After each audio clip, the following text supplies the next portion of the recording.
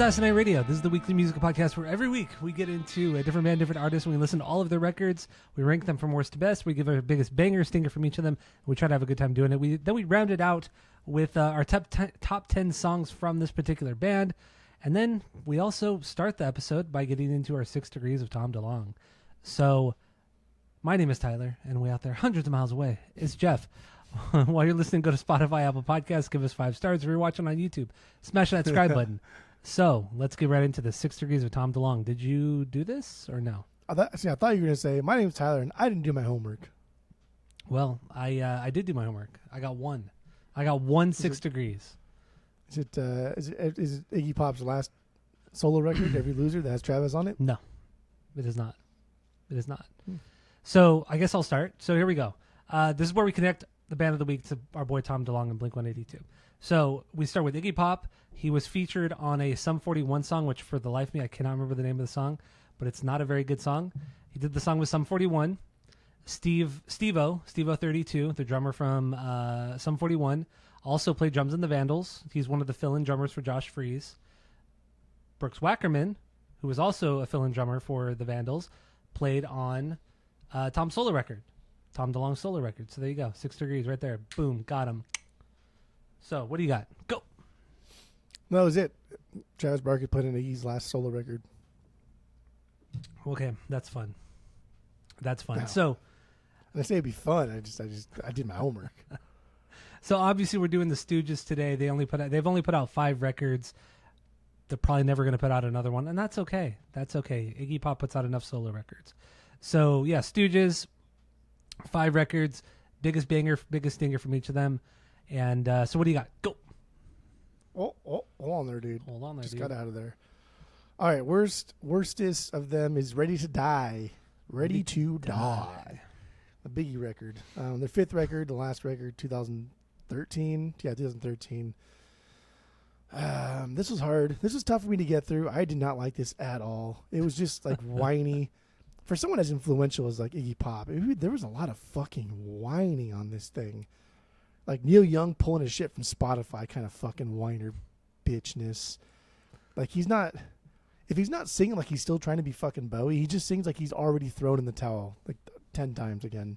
I really, really did not like this at all. My banger was Burn. It was just the most Stooges sounding song. I just still don't give a fuck. Like the stinker here was Job. Like there's actually probably some worse songs on this record musically, but this song was so stupid. He wrote this because he was complaining about Mitt Romney. And Mitt Romney at the time was telling everybody, I'm going to create more jobs so everyone can go to work and everybody can make money and everyone can have a job. And throughout the whole course of the song, Iggy Pop just says, job, job, job, job, job. And it's like, fucking hell, dude. And like in another interview he did, he complained about how like musicians don't make a lot of money, blah, blah. Fuck off. I don't care. Ugh. All right. So Hated this record. That's fine. That's fine. Honestly, this is sub 1. So when we give a rating of one of these records, we have a 3-point rating system where 3 is a perfect album, 2 is a good album you're going to continue to listen to, 1 is a bad album, give it a shot, and 0 is the worst thing you've ever heard. So my number 5 and number 4, honestly, they could be interchangeable. They're both not good. Number 5 for me is The Weirdness, 4th record from 2007. What the fuck? This is when the Ashton brothers got back together with Iggy. This is their grand return. Steve Albini produced this one, and you'd think with Steve Albini it'd be pretty fucking cool, but I don't. The songs sucked. They're just not very. A lot of the songs are not good. Like Iggy Pop, he has a very distinct voice, and just a lot of the times, man, it just does not work. And on this record, The Weirdness, it really, really doesn't. It's just bad melodies. Singing out of key at times, it sounds like, just not fucking good. And I thought the production was very, very slick considering it's Steve Albini. But yeah, I don't care at all for this one. They sound very tired, bored, just going through the motions because this is like almost like the OG lineup back together. That's what it is. I don't like it. This album, I mean, and the 2 last records they put out have like mixed to bad reviews, just straight up. So yeah, banger for me, Free and Freaky. It's catchy, super simple riff, but that's what they do. So So yeah, it's that. This is like the only standout track, honestly, from the last two records. Was Free and Freaky. Stinker, 100%. My Idea, fun. Oh my dude, god, just not good. The melody is You're terrible. crazy. The drums, for a punkman, that's crazy. the drums are so sloppy. Really, the only saving grace is the guitar solo. Like, dude, and there's some good guitar shit on the first three records, but man, dude, he doesn't have the chops at this point. You know, I mean, he died 2 years after this, but He never really did have the chops. It was just he used those not having the chops to work in their favor because of their music. Yeah. But this is like a huge just disappointment. Wow. Not that I had high expectations, but because it was 35 years after their last record, 30 years after the last record. So, yeah, I don't know. The Weirdness, not a good record. I think most would agree. So, what do you got for number 4? I don't agree with anything you just said there. I think this is, if we're just comparing Ready to Die and The Weirdness, this is far beyond the superior record between the two. Like I would take this 10 times out of 10. And like on paper, this thing sounds like it should fucking slay. Like you said, Steve Albini, Mike Watt on bass, essentially the fucking original lineup here. Like it's like a dream team lineup. And I don't think this record is bad. Had this been released in like the 70s, I think it would have hit a little bit harder. But like as it sits now, it's just like decent nostalgia kind of rock and roll. Except again when he's trying to sing like fucking Bowie and I'll give it to Bowie. Like Bowie essentially saved Iggy Pop's life, but like this shit's fucking annoying and I don't care and I don't like it. There are some stupid fucking songs in this record, and it really is disappointing to hear something just so like really, like yeah, it was like 34 years, bro. Like you could have like got a job, and then that's your career, and then retired in 30 years, and that's how long it took this to release a record, and like that's crazy. But in the meantime, Iggy Pop drops them like they're fucking every other day. Yeah, I know. And I listened to like some of Iggy Pop's stuff, and like none of it really. I listened to the first his first three solo records. The two he did with Bowie, and then the third one I forgot. It was with William, one of the guys who played the later stage Stooges, John Williamson. I think that's who it was. I listened to his the one people say is his best, the one that's the most popular, and the one people say is the worst. None of them were like, whatever. But so like my stinker is The End of Christianity. This is the sound of this song is what the Stooges hated about music in the 60s. It's goofy, like pop, like the Monkees, and it's a fucking tragedy this song even exists. Like Iggy Pop, and we'll get into it like in the main episode, but like this song is what the Stooges stood against, and here it is on a Stooges record. But the bang is fucking My Idea fun. You're crazy. I think maybe you were just like burnt out or maybe pissed off or whatever, but you need to go back to this one because this is the only song on this record that's like it was written as an old Stooges punk song. It's sloppy. It's based off of like 3 fucking notes the entire time. Like that's all they did. It's a great song and it's got a small little melody in there and they squeeze out like 3 or 4 minutes. It's a solid. This made my top 10. Oh my God. Okay, whatever. I get it. Okay. I get it. Maybe some of these records, like these past two, they were fucking hard to get through. But okay, yeah. I think you are. How am I being? Get the fuck out of here. Because I think you were just like tired and like, these records suck, and like, this fucking this is cursed, that is cursed, everything is cursed. But I think you need to go back and listen to that one. I'll remind you tomorrow. You probably and if won't. it changes, it changes. If it doesn't, then I don't know. I'm gonna write it in my fucking notes. You're not gonna remember. Even if you write it on the notes, you're not gonna remember. I know how you are. All right, so my number 4 is Ready to Die, 5th record, last record from 2013. The only one did not feature Ron Ashton because he died in 2009 from a heart attack. This record is not good either. It's boring, bad melodies once again. It just seems so uninspired. Like it doesn't have the same kick in the ass of the first 3 records, which I get it. These guys are 30, 35 years later. Of course it's not going to. I mean, I wouldn't expect that, but at least write better songs. Like the songs are just fucking, they're just boring, man. I just don't care. And whatever. Iggy Pop, he's, like I said, he's unique and all that, but I don't think his songs are that great.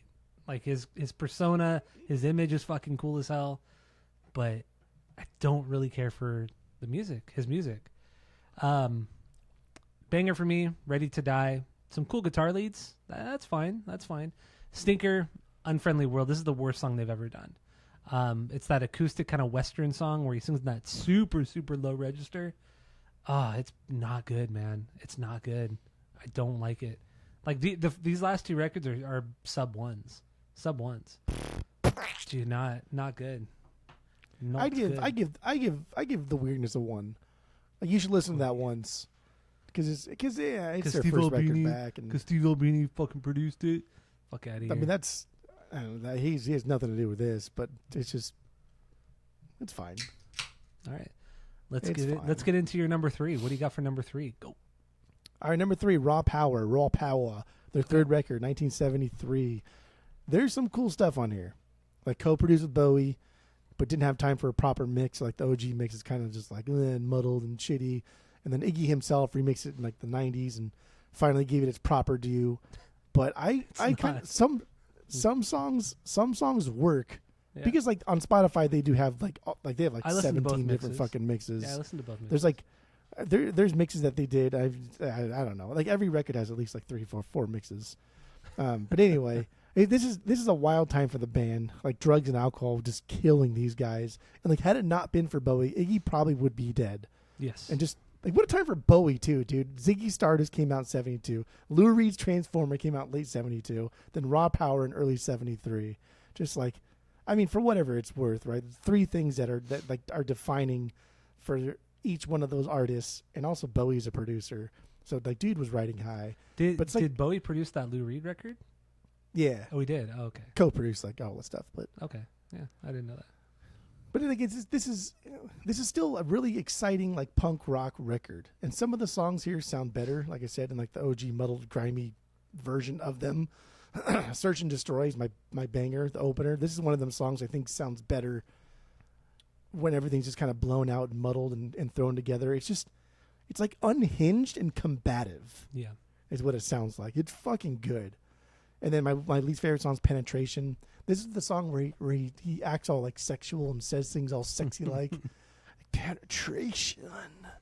It's like, dude, that's stupid, bro. Like I want to say like you're too old for that, but I mean he's not. Like this is like 2 years after their first record. I know. 3 years after their They're first still in record. their 20s.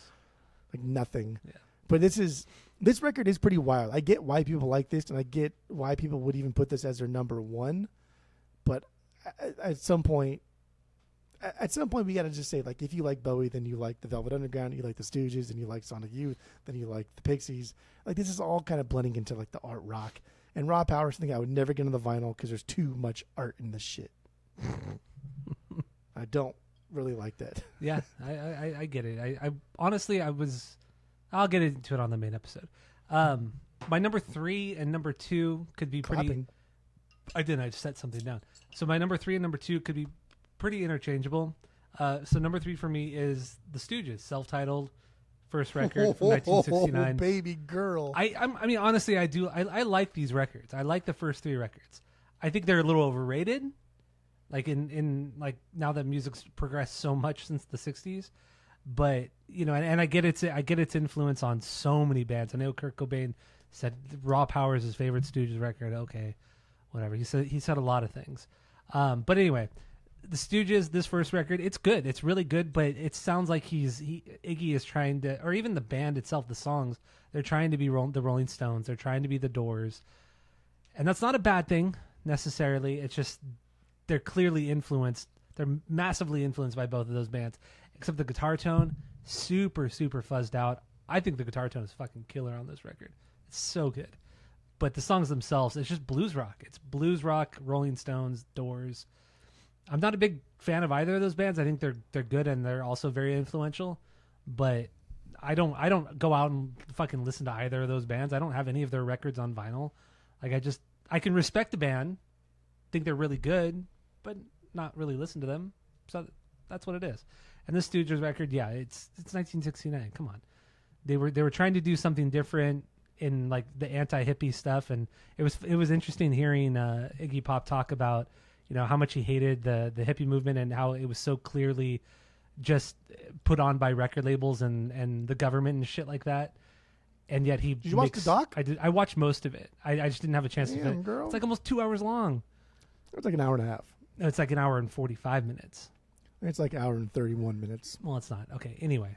But So I watched most of it, but yeah. Anyway, the Stooges. It's a good record. I still don't think I get it on vinyl, but I did enjoy the listen. I listened to I listened to the first 3 records twice, and I listened to the album of the week Funhouse 3 times.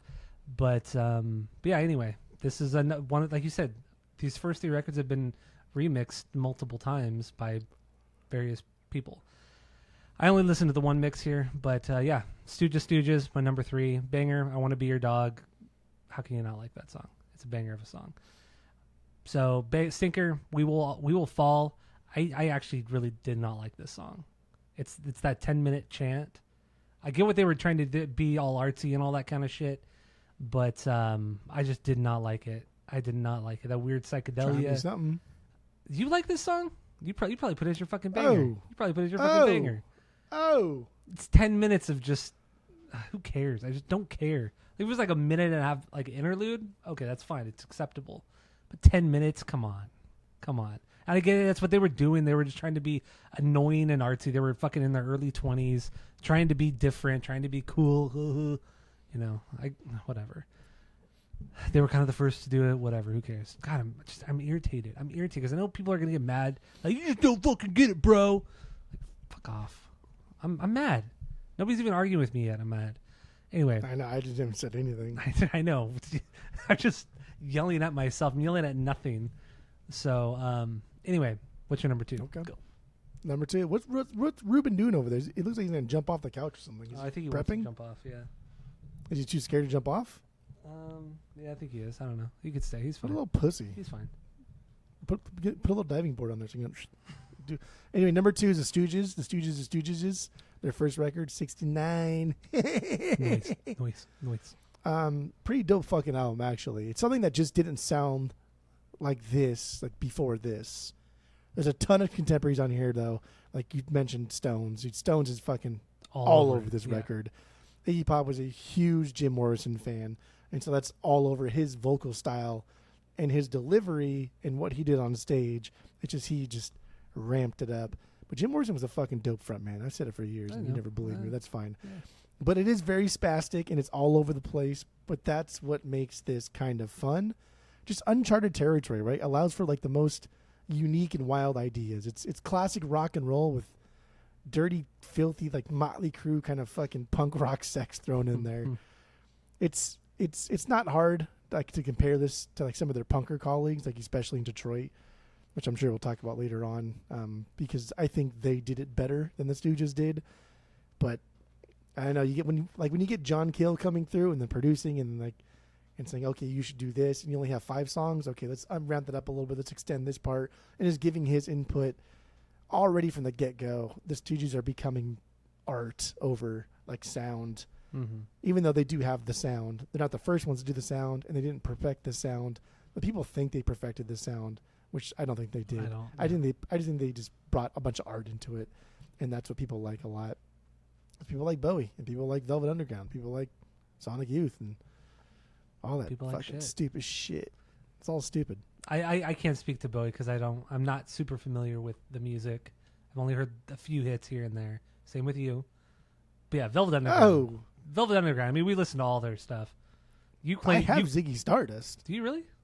Yeah, it's a killer fucking album. Okay, I don't know. I've honestly have never listened to Ziggy Stardust. Never have. Ziggy Stardust is fucking good. Ziggy Stardust is good. Man Who Sold the World is good.